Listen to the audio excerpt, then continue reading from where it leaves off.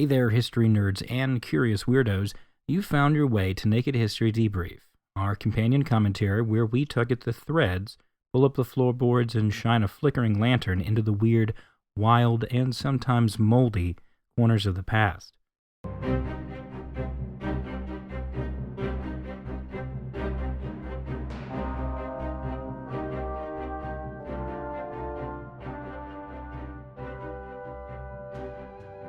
If the main show is the well-lit gallery tour, this is the after-hours crawl through the off-limits exhibits. Boots on gravel, secrets under dust, no docent required. Last time, we explored the grim beauty of the Paris Catacombs, a city beneath the city where 6 million souls are stacked in intricate, bone-chilling artistry. But there's far more lurking down there than rows of femurs and Latin plaques. From fungi and freedom fighters to literal cave-ins, the catacombs are still breathing beneath our feet. So tighten your helmet, double-check your flashlight, and let's go deeper. Now we start every debrief off with the Naked Regrets segment. These are stories that didn't make the final cut of the main episode either because they were too weird, too winding, or too, to fit in. Think of this segment as the hidden alcove at the end of the corridor you weren't technically supposed to find. Let's start not with bones, but with breakfast. In the 19th century, long after the catacombs had become a curiosity for tourists and the occasional brave Parisian, another group was making use of the tunnels: mushroom farmers. Specifically, cultivators of the champignons de Paris, those creamy white button mushrooms that still crown omelets and pizzas today.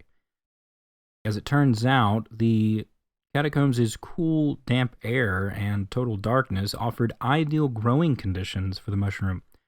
Add in a steady and ready supply of horse manure, or the scent of progress, and you have yourself a thriving subterranean agricultural scene. By the late 1800s, it's estimated nearly 2,000 farmers were working down there tending to compost beds in absolute silence. These weren't hobby gardeners, they were harvesting hundreds of tons of mushrooms every year, creating a food supply chain that ran directly under Parisian feet. So while the ground above the city feasted on wine and revolution, below it, dinner was quite literally growing in the graveyard. You know, just once I'd like to walk into a catacomb and not smell either death, decay, or dinner. Fast forwarding a little bit to the 1940s, when death wasn't just historical, it was actively making a comeback. During World War II, the catacombs once again played a role in the fate of France, this time as a subterranean battleground.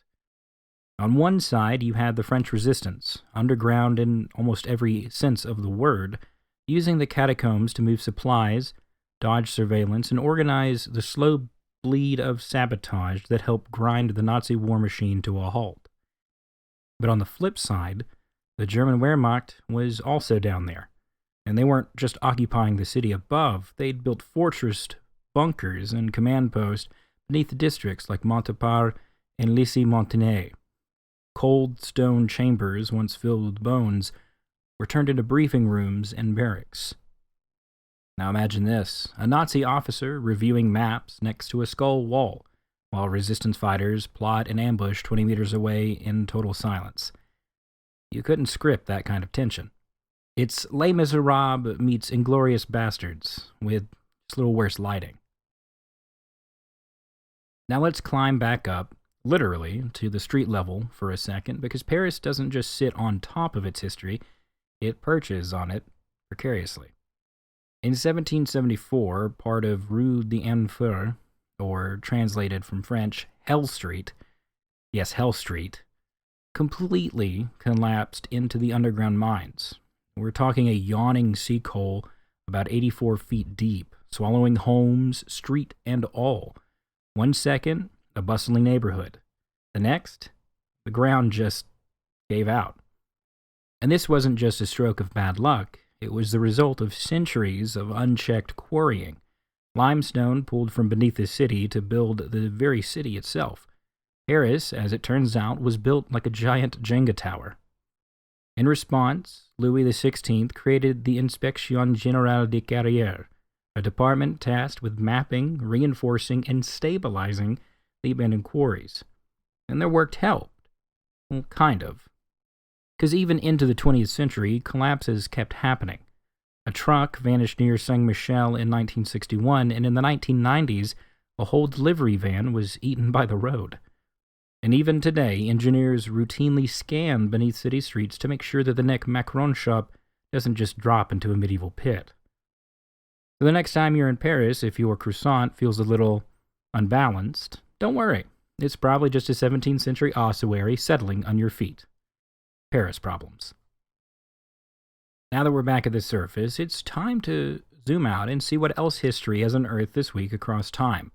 From revolutions to resignations, August 4th through the 9th has seen a little bit of everything. Let's take it day by day. On August 4th, 1914, Germany invades Belgium, violating its neutrality and triggering Britain to enter World War I. The ripple effects? Colossal. Trench warfare, mechanized carnage, and the bloody groundwork for the next World War. It's the moment the 20th century truly stopped pretending things would be normal.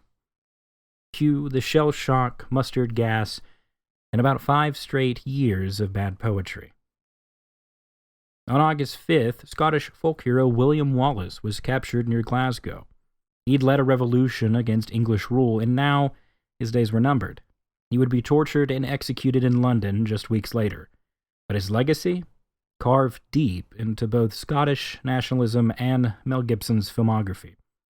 Freedom! Until you're drawn, quartered, and used is a very graphic history lesson. On August 6, 1945, the U.S. drops the atomic bomb on Hiroshima, Japan. Tens of thousands perish instantly. It's a singular moment in human history. Horrific, world-altering, and morally haunting. The dawn of the nuclear age didn't rise, it exploded.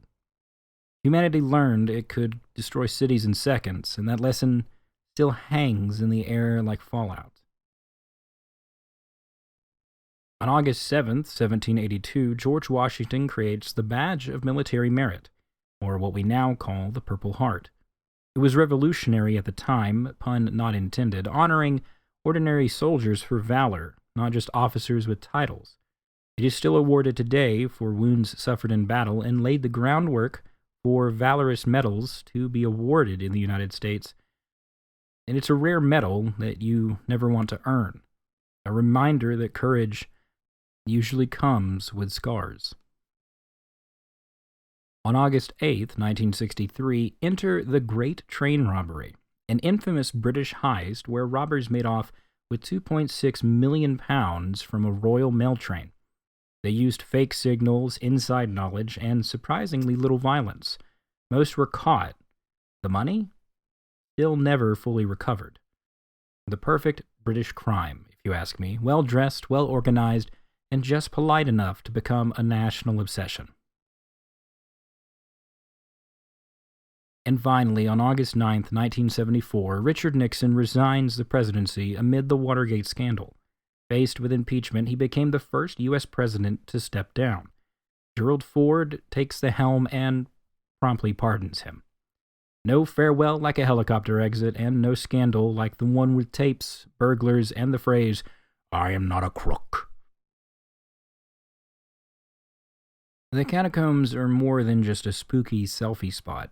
They're a testament to what happens when a city tries to bury its problems, sometimes literally. They're a reminder of how resourceful, reckless, and weirdly beautiful humanity can be. They fed the hungry, hid the hunted, housed the enemy, and inspired artists. And they're still settling beneath the streets today. Bones, bricks, secrets, and spores. Above, the cafe bustles. The lights glow, but below, Paris remembers. Quiet, patiently, in stacks of skulls and beds of mushrooms. Thank you for joining me in the depths of Naked History Debrief. If you've made it to the end, you've either got a historian's curiosity or a cataphile's courage. Maybe both. Have a catacombs tale, a family connection, or just a killer recipe that starts with Step 1, go underground? Let me know. Go ahead and comment down below. And hey, if this creeped you out in the right way, share it with that one friend who keeps suggesting urban exploration as a weekend activity. Next time on Naked History, we'll be taking a look at the year without a summer, the time that caused frost in June, snow in July, famines, riots, cholera, and also the birth of horror literature. Until next time, I'm Dyllan Gasaway, and this has been Naked History Debrief. Stay curious, stay weird, and stay naked, historically speaking. Have a good one.